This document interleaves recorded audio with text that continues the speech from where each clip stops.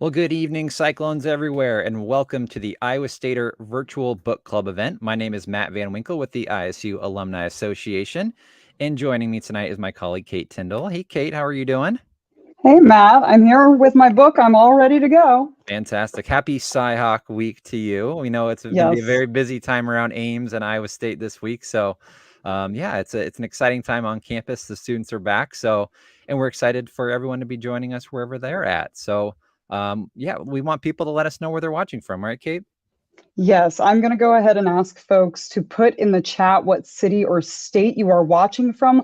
Also, throughout tonight's event, we encourage you to type in any questions or comments you may have. We've got the author here, so we want to make sure that we get to everything that you want to discuss. Cyclones. Absolutely. And at the end of the event, we're going to be selecting one of you who's watching tonight at random who puts any comment in the chat. It can be a question, a comment for us, for the author, and they're going to receive an ISU prize pack. But before we get started with David Barclay Moore, we want to bring on some special guests, our friends over at Dog-Eared Books, Amanda Lepper and Ellen Grimm. Thanks so much for joining us, you two. Hi, we're so excited to be here. I'm Ellen. I'm Amanda. Thanks for coming on with us. So you guys are a locally owned bookstore here in Ames on Main Street. You guys are both Ames native. Ellen's an ISU alum. And we want to thank you both for being the official Iowa Stater Book Club sponsor. Thanks so much. Yeah, we're really... Go ahead. Go ahead. No, I was just going to say, why don't you just tell us a bit about Dog-Eared Books? We're really proud to be sponsors of the Iowa Stater Book Club because a large part of our success has to do with being a part of a university town. It's the people who are invested in continuing education, who are invested in staying in our town and love reading that make us so successful. So really proud to be associated with this book club. We're a general bookstore offering everything from kids' board books to adult fiction and nonfiction. We have just a little bit of everything, 10,000 titles in the store. You can support us from anywhere in the country, but you can also stop by anytime you're in town. Yeah, we have alumni obviously tuning in from all over the place, all over the state, the country, probably different countries, actually. We've got people watching from a lot of different places. But for people that haven't been in the store, Ellen, can you tell people about what they should know about Dog-Eared Books? Oh, well, we're located in historic downtown Ames. So we have, hey, there it is, right there on Main Street. We opened in 2021. You come in our store, you can expect a beautiful environment, lots of well-curated books. But I think the thing we're most proud of is our bookseller staff of very avid readers, and they all love to talk books. So if you're looking for community around reading, that is what we're here for. And my favorite part, I think, is coming up in a couple shots, but is the dog. Is the dog, right? Lovey? Yeah. There she is. Lovey is our store mascot and a service animal who works with me, but she also provides therapy and interaction for all our customers. She gets recognized out in public very often. Her celebrity status is pretty high. It also looks like she's a Cyclones fan from the looks of that video. Or she will not put up with those Hawk fans. So. And I know you guys also do book club events as well. You have authors that come in the store, right? Yeah, we have a series called Cocktails and Conversations, authors hosted in the store. And we have 8 book clubs, soon to be 9. We also offer a subscription that we mail all over the country with the best selections in adult fiction, children's picture books, middle grade novels like David Barclay Moore's, and soon to be a romance subscription. So those are our really exciting offerings that we have. Awesome. Again, and tell people where they can find you guys at one more time. Dogearedbooksames.com is our website, and you should definitely be following us on social media at Dog-Eared Books Ames on Instagram, TikTok, and Facebook. Fantastic. Well, we're so thrilled to be working with Dog-Eared Books and you all on this program. Ellen and Amanda, thanks for hopping on with us and for supporting the Iowa Stater Book Club. Thanks for the opportunity. We really appreciate it. All right. Thanks so much. That's Amanda and Ellen from Dog-Eared Books. Kate, before we start our conversation, we want to take a second to thank our members of the Alumni Association, some of whom we know are watching with us here tonight. And because of your membership, we are able to offer student alumni programming like the Iowa Stater Book Club. So thank you so much for your commitment to Cyclones everywhere. And if you're not a member of the Alumni Association and value programming like this book club here, please consider joining us today at isualum.org/join. All right, Kate, I think we need to introduce our author tonight. How about that? I think you're right, Matt. So David Barclay Moore is a 2007 graduate of Iowa State University with a degree in English. He later studied film at Howard University and has worked for Sony Studio One, Harlem Children's Zone, and freelance for the Associated Press. David lives in Brooklyn, New York, but joins us tonight from Los Angeles, California. Hey, David, thanks so much for joining us tonight. Hey, how's everybody doing? I want to say hello to the ISU family out there tuning into this, and I appreciate everybody out there. And thank you to Matt and Kate for being the hosts here. And I also want to give a very special thanks to Amanda and Ellen at Dog-Eared Books for supporting this. And Malaya of ISU Library, who I think originally had this idea, but is, it's at the library now. So everybody out there, thank you so much. I appreciate it. It takes a village to get folks to come on to our book club, so we're excited to have you. How tonight will work is Matt and I have some questions for you, David, to get some discussion going. We will also be adding in comments and questions from people as they bring them into the chat. I'm already seeing some come in, thanking you for being here. We obviously echo that thanks as well. We're excited to have you. So I'm going to start us off here with one of our questions. First of all, I want to ask if you could take us on your artist journey. When did you first know that you wanted to write? Oh, wow. So that's a great question. And I think, I've always been a creative individual, very visual. I'm a kind of a visual storyteller. In addition to an author, I'm also a filmmaker and a photographer. And But I think a lot of my creative writing, from what I'm told, is pretty visual in nature. So it's the visual aspect is always a part of what I do. And I think when I was very, very young, I was born and raised in Missouri, just outside St. Louis, and I actually was a National Merit Scholar in prep school, and so that's how I actually got offered a scholarship to attend Iowa State University, right? But growing up in Missouri, I was a very creative child, read a lot of books and comic books. I'm still a big geek to this day. And I started I drew a lot. Actually, out here in Los Angeles, I'm talking to you from Los Angeles. I actually have a writing table here off to this side, which you can't see. I have a drawing table, rather. I'm sorry, the writing table and a drawing table. And so I've always been an artist, more of a doodler or a cartoonist, not like a real gifted artist. But so anyhow, when I was a child, those drawings and cartoons were stories, very early stories, when I was in elementary school. And those notebooks that I put those drawings in eventually kind of evolved into notes that I would make for future stories that I wanted to tell. Like short stories or ideas for novels and screenplays and stuff like that. And as I got older, I kind of transitioned more into creative writing and less the doodling and the sketching and whatnot. And so, and that also as an adolescent that evolved into photography and then film and video making. Very cool. Well, David, can you tell us what inspired you to write this book that we read, The Stars Beneath Our Feet? Tell us a little about what inspired you to write this. Well, there's lots of inspirations in The Stars Beneath Our Feet. It's not just one. Part of what, I say this, I actually travel sometimes and I talk to different groups of people around the country and different groups of children around the country. And I get a lot of my ideas for things in dreams. I'm kind of an active dreamer, and sometimes I'm actually able to direct and motivate my dreams. I can reach a type of a lucidity where I'm influencing the dreams, like right before I wake up.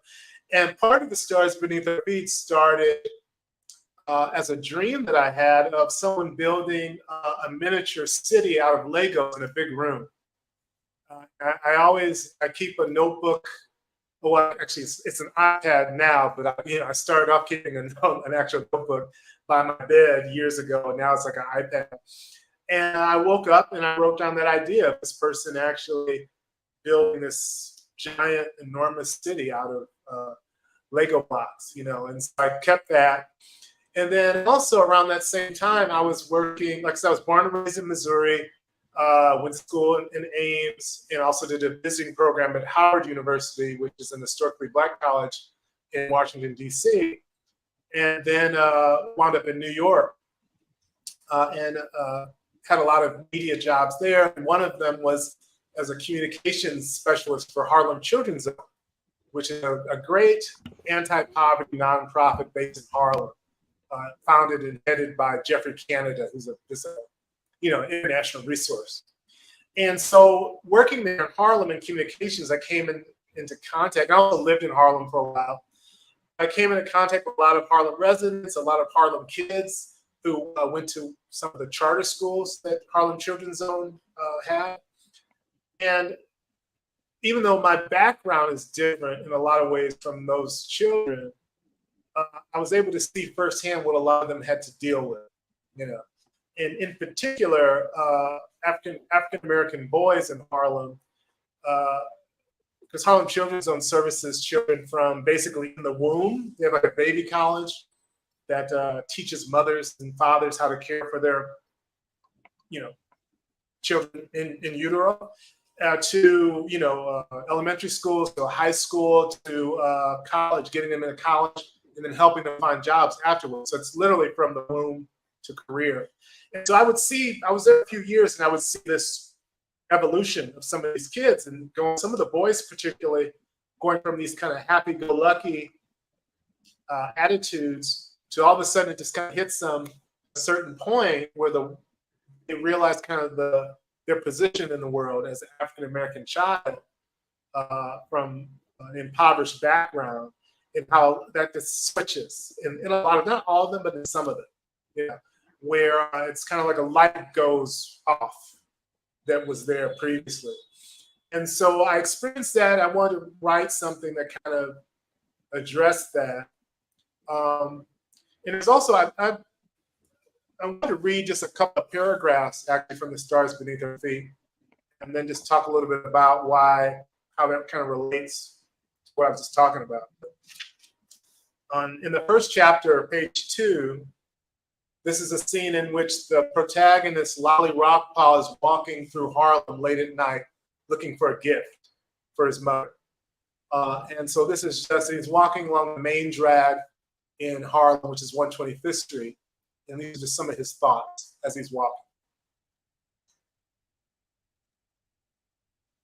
I had decided weeks ago that I would never be happy again because it wasn't fair.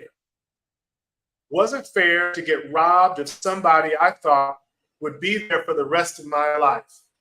And of course, Lolly's talking about his brother who was murdered. Someone who was supposed to spend this Christmas with me, plus lots more Christmases.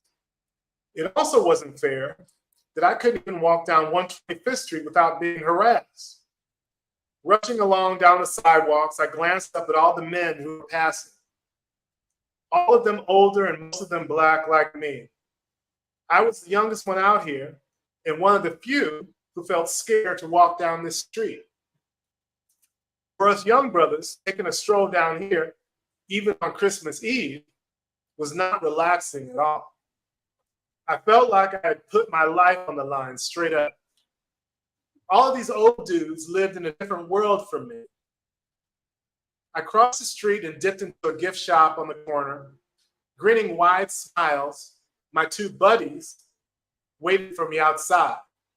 And these are two older boys who had been following Lolly and trying to intimidate him. One of them sitting down on a fire hydrant and wiggling his fingers at me like I was a little infant in a stroller. I sucked my teeth and turned toward the sales clerk in the store. So that's from chapter 1 of The Stars Beneath Our Feet. And the reason why I wanted to read that is talking about inspiration is another time when I was in Harlem, I actually taught creative writing, or actually language arts at a middle school there, a Roberto Fuente school in Harlem. And I was a bit younger, and one of the boys there, I think, complimented me on my sneakers that I was wearing one day. And I told him, oh, I bought them on 125th Street. And this boy, who was a middle school age African-American Harlem kid, basically told me that, oh, I can't walk down 125th Street alone. If I go down there, I have to, quote unquote, roll deep, he said, which means I have to go down there with a lot of friends and people. And I hadn't realized, being, I guess, in my 20s or 30s, whatever, I hadn't realized like the different world that I lived in, because I would just walk down 125th Street and wouldn't think anything about it. Whereas this young man who was like 13, 12 or 13, it was putting his life in his hands walking down 125th Street. So that's part of the inspiration. And the last one was also, I had a brother who passed away. And so a lot of those emotions went into this as well, because the main character is mourning the loss of his own brother. It was really interesting to interact with your characters, David, because they were so deep. Your settings are very deeply set. I felt like I was walking through Harlem, and I've never been there before. So I wanted to ask, since we experience in all these details the story through Lolly, we get to hear his internal dialogue, which includes a really healthy questioning of the choices that adults make in his life. I'm also going to read a little excerpt from the book here. It includes the decision Mr. Ali makes in regard to Rose. Lolly says in your book, I had decided to forgive Mr. Ali for turning her into child services. I believed he thought he was doing the right thing, even if his right thing might be the wrong thing. So I wanted to ask, how does forgiveness play a part in Lolly's journey of healing through this book, especially since we're seeing it through the eyes of a child who's having a very unique experience? Yeah, no, thank you for that question. I put a lot of work into The Stars Beneath Our Feet, I guess, from a mental health perspective. I did a lot of research on healing and grief, and I tried to kind of interweave that within the text, because I not only wanted to tell an engaging story, but I also wanted to be a useful tool on different levels for children and adults, who read the book, because I think my publisher Knopf had, when it first came out, they were advertising it as a book for people aged 9 to 99, 9 to 90, something like that. Which, I when I write, I write it across lots of different mediums, like picture books, middle grade. I mentioned before we went live that I'm finishing up my first YA novel, and I'm going to be working on some adult novels next winter. But I try not to talk with the middle grade. Thus far, I've tried not to kind of dumb down the material or dumb down the storytelling for a middle grade audience. And so, that whole notion of forgiveness and how integral that is to the healing process, I really wanted that to be a part of the story and a part of the learning process for particularly the younger people. Reading the novel, and I also think that a lot of adults can come away from the novel having learned something. I think, at least that was my intent.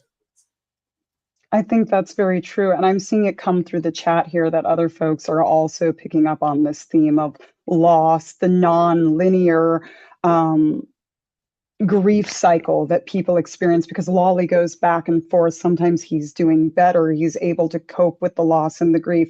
Then there are times, and I found this really interesting in the book, where he would say, I just felt mean, or I felt like I wanted, to lash out in some way, shape, or form.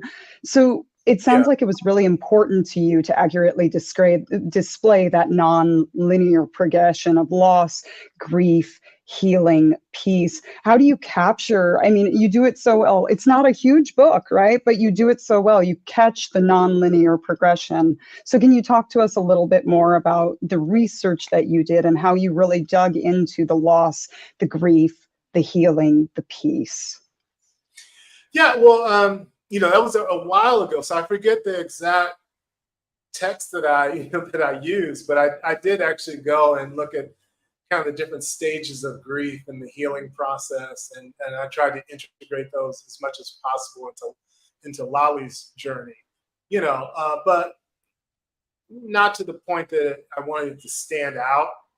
And hopefully it's organic in there and it feels natural, but I was using different kind of textbooks and texts to kind of help shape his journey of recovery in that. A large part of that too was art and creativity, because I'm a very creative individual. And Lolly, one of the things that we have in common, the character and myself, Lolly, is that we're both creative. When I was his age, I was,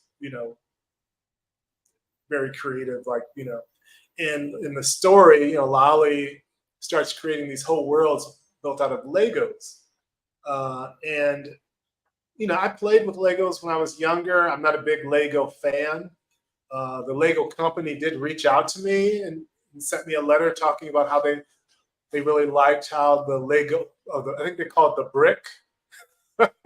That's what they internally at Lego. They said, we really like how you use the brick in your text or whatever.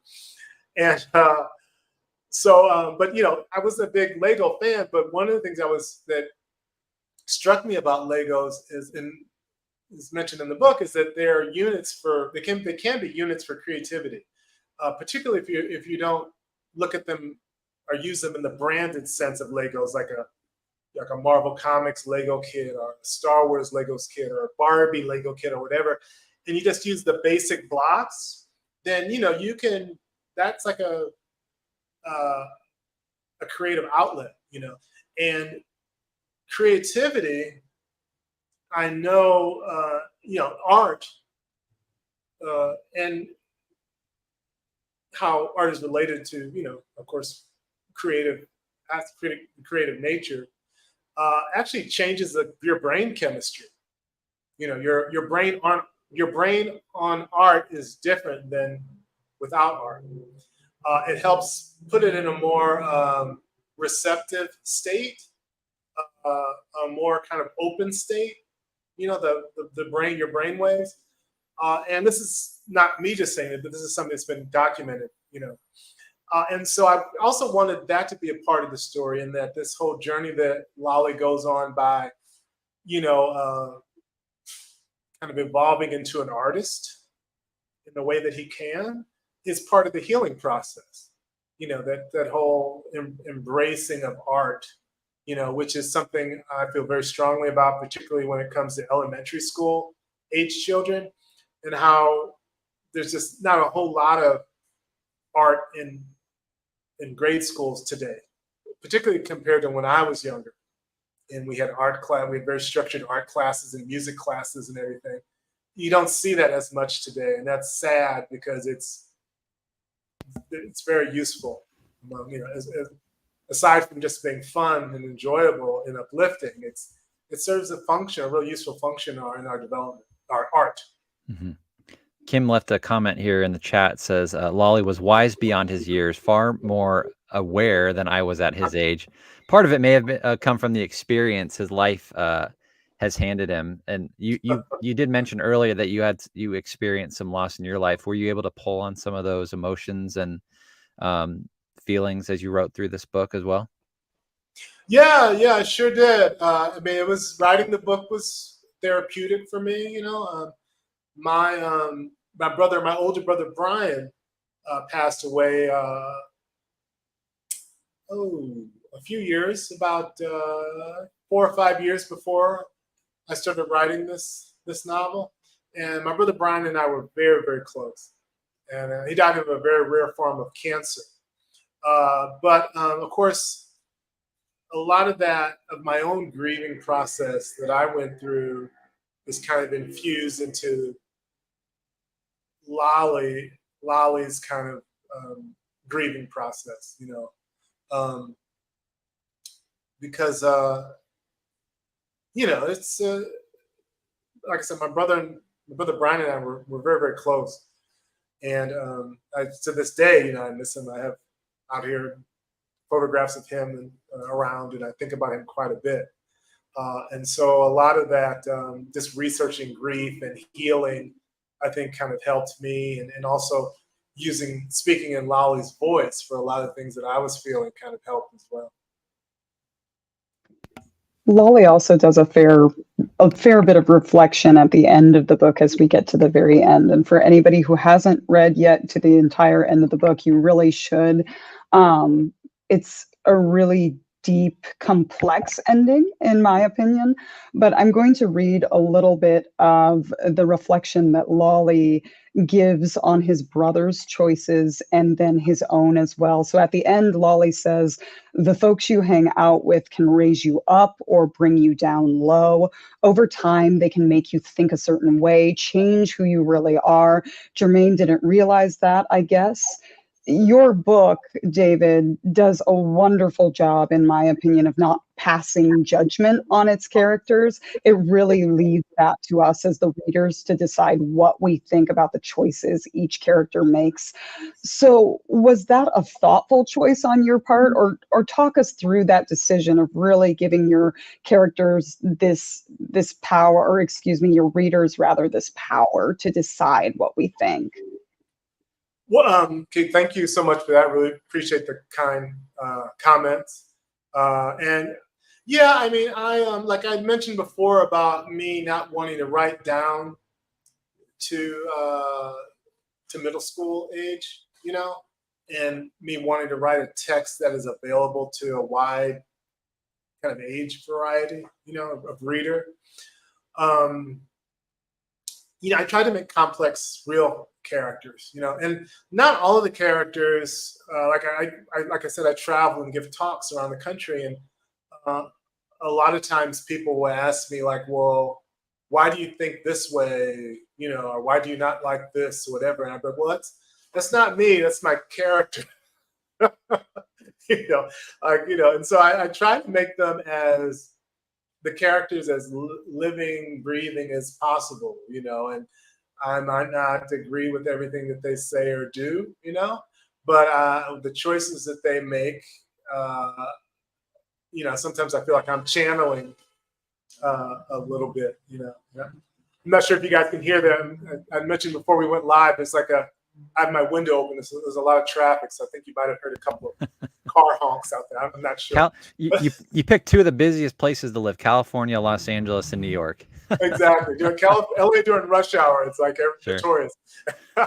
But yes, I like the characters to kind of live and breathe and to be as realistic as possible.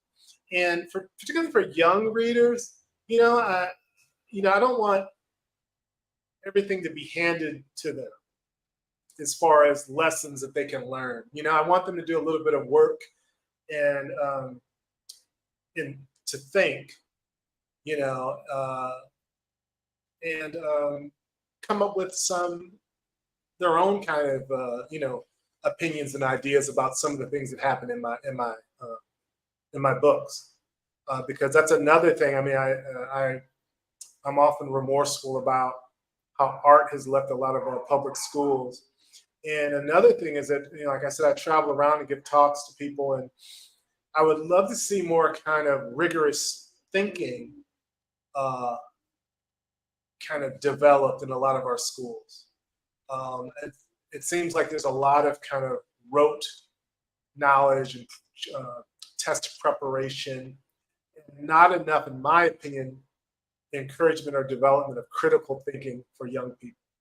And I think you can see it just among the kind of public discourse that's going on today. Is there's in a lot of arenas, regardless of what your views are on things, I think there's across the board, there's a lack of kind of critical thinking that is, I think helpful and just necessary for community and for like a constructive way of living in this country, in my opinion. So yeah, I like to challenge the reader and get them thinking and talking amongst themselves about like, well, was this character right or wrong, or why not? Why, those types of things. And I know Matt and I have both had those discussions with each other, and we both sometimes have differing viewpoints on them. So I think not just for children, I know adults also are having those discussions when it comes to this book. Yeah. And I have a novel that it's a follow-up to The Stars Beneath Our Feet called Holler of the Fireflies, and which is, there you go, there it is right there. And there are 2 characters from The Stars Beneath Our Feet actually in this novel, although it's a completely different story. It's about a young boy who lives in New York who goes to a STEM camp in Appalachia. So it's a lot of fish out of water type thing. And but there are 2 characters from The Stars Beneath Our Feet pop up in Holler of the Fireflies. And so most of the book takes place in Appalachia, and you get to see a part of the country that I feel is not really explored to a large degree. And so, but there are, there's a lot of complexities portrayed in the novel and some perspectives that probably not everyone will agree with. But like I said, with my development of my characters and stories, I like to try and create scenarios and characters that are challenging and provoke thought. So I think in Holler of the Fireflies, as well as The Stars Beneath Their Feet, that kind of pops up. So you talked about that character development. Some people are commenting in the chat that Big Rose was an awesome character. And Sherry wanted to know, was there a particular inspiration for her character? Oh, wow. No, there wasn't. I mean, I love Big Rose, or Rose, I should call her, Rosamund. A lot of the characters in The Stars Beneath Their Feet were inspired by real people that I met or knew in Harlem.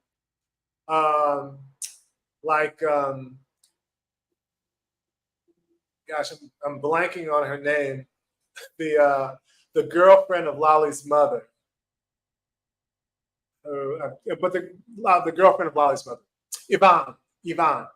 So there's actually a woman that I knew when I worked in Harlem that Yvonne is kind of loosely based on, kind of a no-nonsense, kind of rough around the edges, Black lesbian woman with a mohawk, with a blonde mohawk, and she was a custodian actually. And a great person, and so when I was writing the Yvonne character, I thought a lot about that real character. And as far as Rose, though, Rose just kind of came, out of my own imagination. I did work in media for a nonprofit organization that deals with autism. But I had written most of this book before that, so, she, a lot of Rose, the character Rose, wasn't even really informed by the time that I spent heading up communications at that autism agency.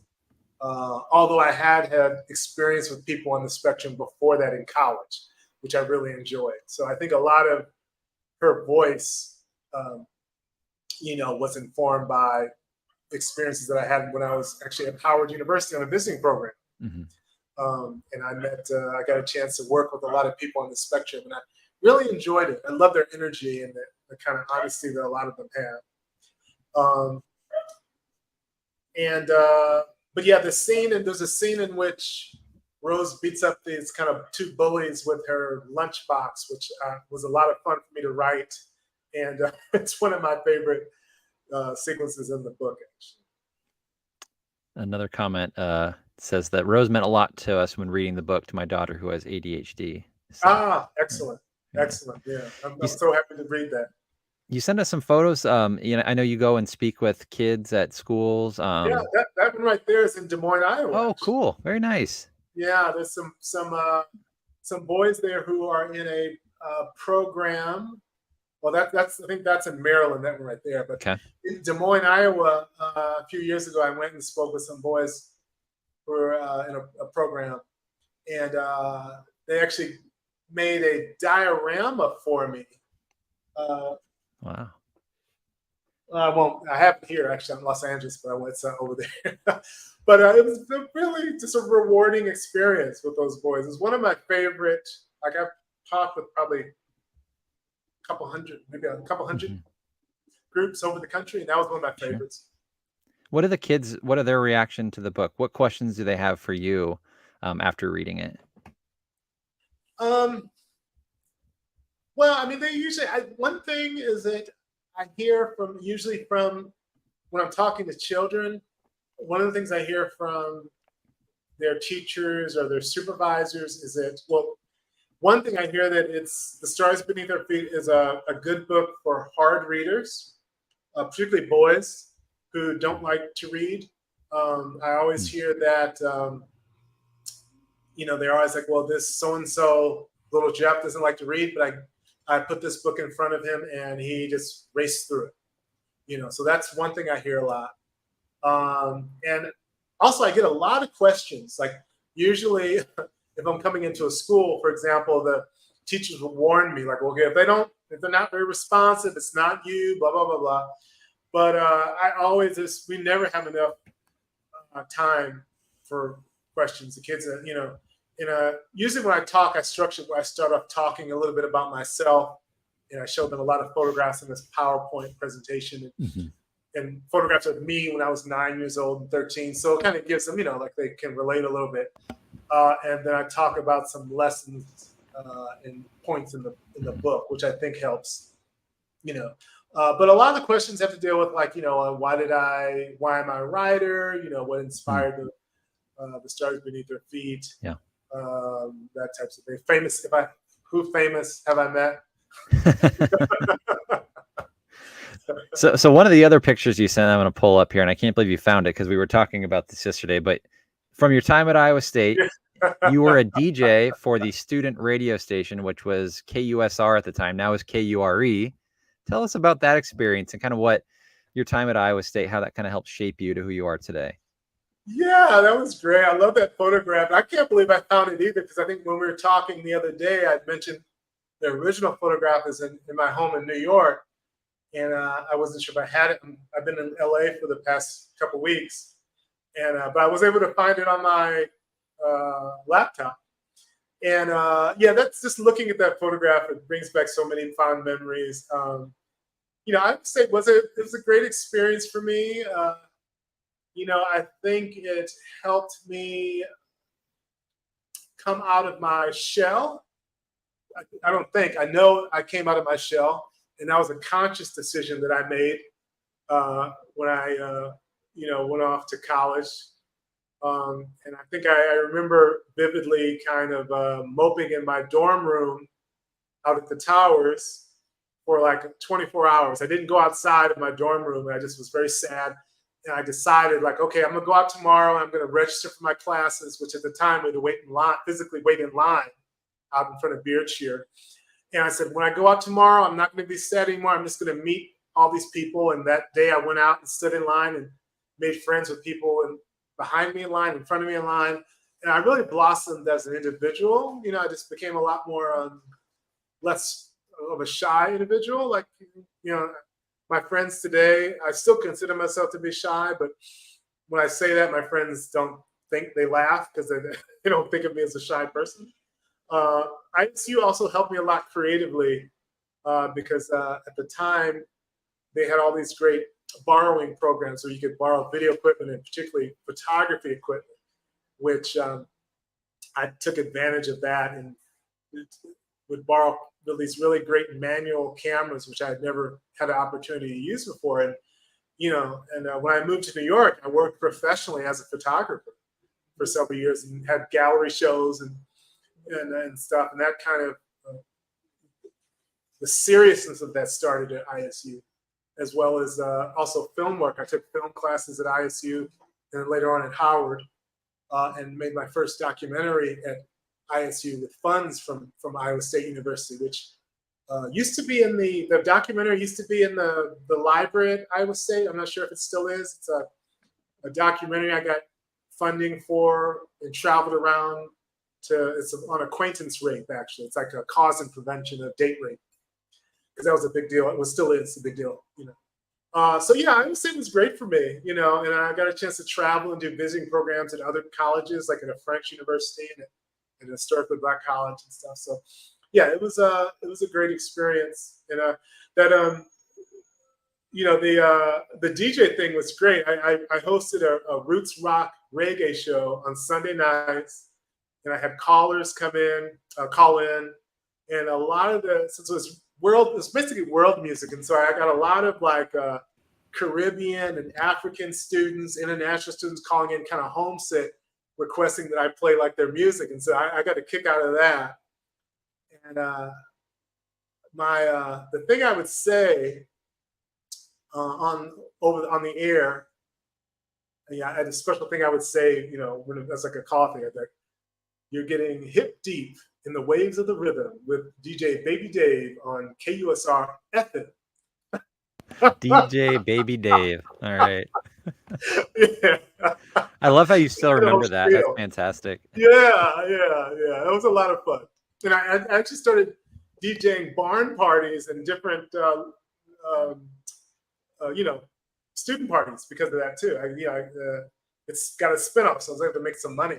So how much would it take to get you to come back and do a DJ set, maybe at the Alumni Center? That would be fun. That would be a lot of fun. Yeah, that would be a lot of fun. Matt, you took the question right from me. Well, I've been in that studio because when I was a student, I hosted a sports talk show from that same studio. So very cool. There's a connection we have there. Yeah, you know, I actually, one thing in that studio I did was I co-interviewed the group Living Color when they were in town with the Rolling Stones. And they performed at the stadium, you know, Living Color opened for the Rolling Stones. And so me and another DJ there did like a telephone interview with Living Color, which was a big deal. You know, it was very exciting, you know. Well, I'm going to go ahead, and I think we would be, you know, kind of missing out on something if I didn't ask you. I understand that your book is being adapted into a movie. Yes. What, if anything, can you tell us about that process? Well, not too much right now, as I'm sure all of you know, we are on strike out here in Hollywood. I'm a member of the Writers Guild, which is, you know, screenwriters and film and TV writers. That's completely separate from my publishing work that I do. But The Stars Beneath Our Feet was optioned by actor Michael B. Jordan, actually, as a project. And so I'm attached as a executive producer and the screenwriter for a film adaptation. And the screenplay, well, the first draft of the screenplay is finished. And, you know, it's just, to make a long story short, there's just been three kind of really large obstacles that have occurred since it was optioned. One was an agent function in which we all had to fire our agents years ago, like in 2019, which went on for a year and a half. And that just completely stopped everything. And then right after that, the pandemic came, which stopped everything. And now we're on strike. And so it's just been you know, it's been like three big work stoppages, you know. But so the first draft is written, and we've been interviewing directors. We were interviewing directors before the strike. And so it's pretty much all on hold right now. But hopefully, once the strike ends, we'll be able to move forward with everything. Well, and we'll be hoping, I mean, if it's anything as good as the book is, it's worth the wait. So we're happy to wait. We're just excited to see it when it does come out. So thanks for sharing that with us. Oh yeah, sure, my pleasure. I just had the idea. We'll do a film screening at the Alumni Center with a after party with David DJing. There we go. That sounds like a lot of, that might be too much me, actually. Too much David? So before we jump into some of the other questions we have quite a few in the comments. I just wanted to give you a chance to talk about your the other book you have coming out, a picture book, right? Oh yeah. I'm very excited about it. It got a really great starred review from Kirkus. There it is. There comes out in just a few weeks on October 10th. It is my second picture book, which I wrote, and Noah Denman illustrated. She's a Caldecott artist. Ooh, excuse me. And we're both very excited about it, very happy about it. In a nutshell, it is a story, a picture book story about a little boy whose father returns home overseas. He's a military man, and he returns home from overseas kind of changed because of his experiences in the military. And so it's kind of staying on theme with my interest in mental health, particularly within the Black community. It kind of deals with how the father uses yoga and therapy to kind of work through a lot of his mental health issues. And he does it with his boy, both the father and the son. It's very cute. The illustration is very cute. They take yoga classes together, and the mother is the one who kind of forces the father to do it, and the father winds up loving it, and so it's like a healing thing by the end of the book. And so very excited about it. Comes out October 10th. It's Candlewick Press, which published my first picture book called Carry Me Back, and then I have a third picture book coming out in 2 years from them as well, which I'm very, very, very excited about that. I can't wait for that to come out. Cool. Well, we're gonna get through some of these questions here that you guys all have left. Actually, our president and CEO Jeff Johnson is watching tonight. Hey, Jeff. He asked, throughout the book, there is a reference to sucking teeth. Is there a hidden message here? My grandson will love your reference and inclusion of the Legos. We had a lot of Lego comments too. Oh, wow. So this is President Johnson here. Hey there. Thank you so much for tuning in. It's so funny. A few people have wondered about the sucking teeth thing. And, Lolly's family is partially of Trinidadian descent, which is, Caribbean culture. And so within a lot of Caribbean cultures and also West African cultures, which I think is where the sucking teeth thing originates from, and West Africa migrated culturally to the Caribbean among people of African descent. And to the point where just a lot of regular African Americans do it as well, but not as much as Caribbeans and West Africans.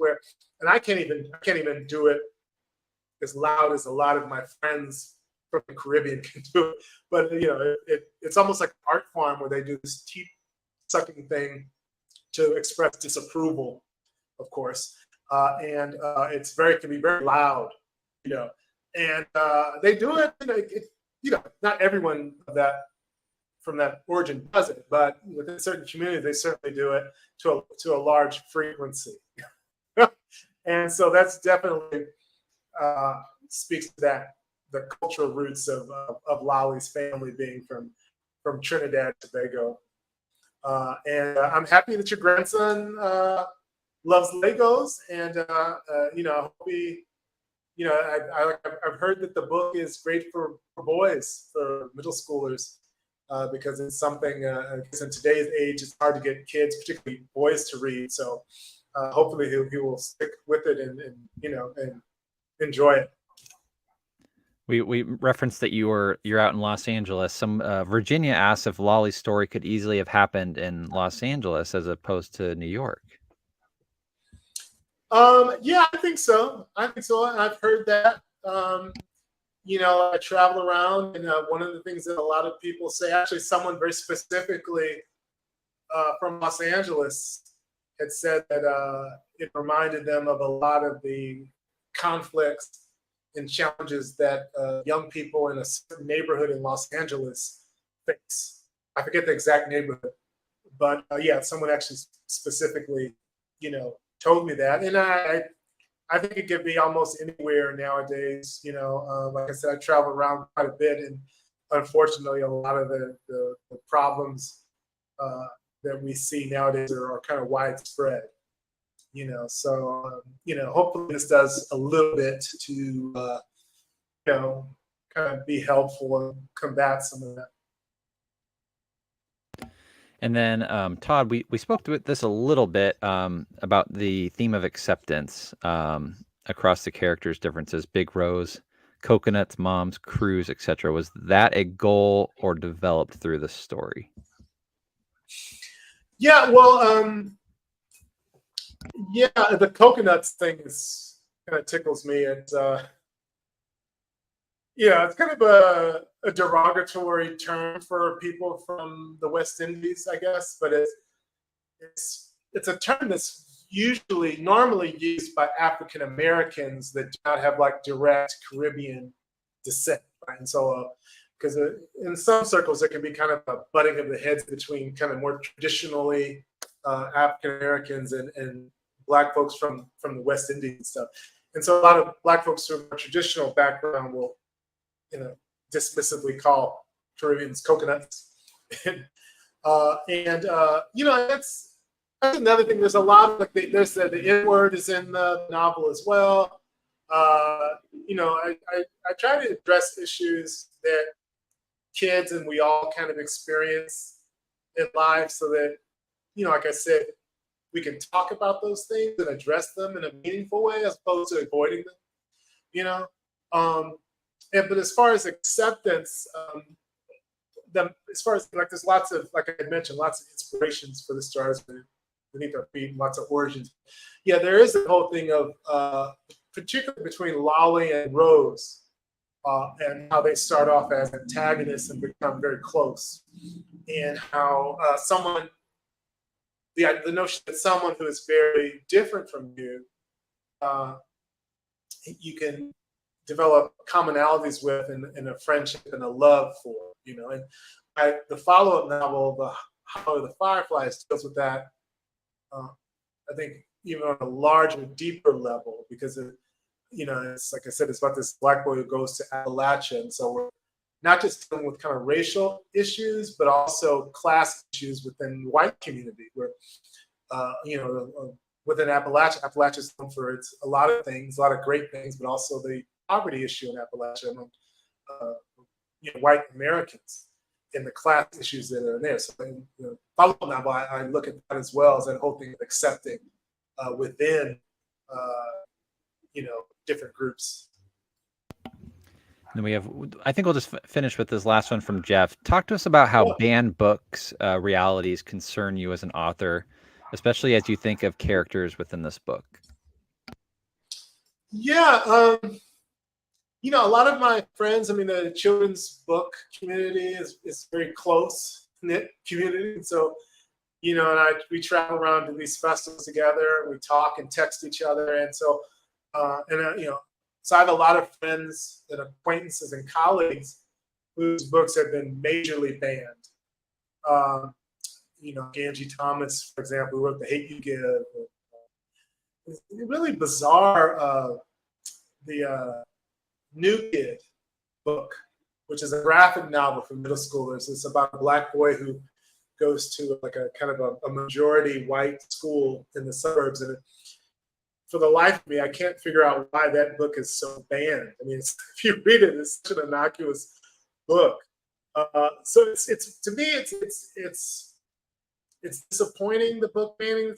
And The Stars Beneath Our Feet has been banned as well. I know there was an article in USA Today about it last year, about a teacher in Florida who was gifted a box of The Stars Beneath Her Feet books for her classroom, and she had to give them away to someone in a different state, a teacher in a different state, because she was getting eyeballed about it. So it's worrisome. Like I said, I talked about before, I like kind of critical thinking, and I like discussion of ideas that are challenging and uncomfortable and make us think and talk. And the book banning is very to me is this ignorant sign of ignorance, and and it's very unfortunate. I mean, particularly when it comes to, I think, people wanting to erase history of certain groups of people and not talk about slavery that happened in this country. It is what it is. It happened in this country, and it's crazy not to discuss it because we're still feeling the effects of it to this day. So yeah, it's disappointing, and even on the other spectrum, the whole notion of cancel culture, I find disappointing as well, because when I was in college, I wanted to be exposed to different points of view. And so in a lot of college environments nowadays, I'm kind of seeing this thing where people faculty or students don't even want, an opposing viewpoint on their campus. I'm like, well, it's not that I have to encourage that viewpoint, but I at least want to know what it is and be able to talk intelligibly about it. So yeah, it's, I think we need to do better. Well, David, we really want to thank you for sharing this book with us, coming on tonight to speak with us about it and with our alumni and friends of Iowa State. So thank you so much, David. We really appreciate your time tonight. Thank you so much. We really appreciate it. So Matt and Kate, thank you for hosting this, and putting this all together. Also, great thanks to ISU community out there and ISU Alumni Association for the great work that you're doing. And to Dog-Eared Books too, yes, for coming through. And yes, please go out and buy books, buy independent bookstores. That's so important nowadays. I'm sure we'll have a lot of people coming back for football games this fall, so it's a great place to stop over in Main Street. Dog-Eared Books. Thank you so much for being our sponsor. Thank you, David, for joining us. Really appreciate it. Thank you all. Take care. Be safe, everybody. Thanks. Well, Kate, that was fun. That was a great conversation with David. We had great comments from everybody. I think we got to most of them. We have a lot of people that are excited to read the next books that David's got putting out. Yes, that's on my list as well, is to read some more of his books now that we've gotten through the stars beneath our feet. Our folks on the chat are thinking in the same direction that I'm sure you and I are both thinking, Matt. Yeah, and we'll be announcing our fourth book in the series in the fall issue of Iowa Stater, which is going to be sent out to Alumni Association members in October and then emailed out to all alumni and friends shortly after that. So stay tuned for that. But before we go, we got to do our contest. So we've got, if anybody commented in the chat, you're going to be entered into our contest tonight. So it looks like we've got 14 people that commented tonight. So we're going to go ahead and do our drawing. Thank you again for everybody who commented. I think I saw a bunch of different states, Colorado, Chicago, we're watching. So thank you so much for everyone. Oh, there we Sally. go. All right. It was very, oh, wow, too cool. There we go. I don't think that was in response to that, but yeah, that's a very appropriate response. So thank you so much. We'll be in contact with you about receiving your prize from the Alumni Association. But as we sign off tonight, we want to remind you that the value of belonging to your alumni association as an annual or life member. Programming like this book club is made possible by member support again. And we can't do what we do without our members. So thank you so much to our member support. If you enjoyed tonight's discussion and feel compelled to keep the connection between Cyclone alumni and friends strong, join us by visiting isualum.org/join. Members can take advantage of benefits. You can read more on our website, isualum.org.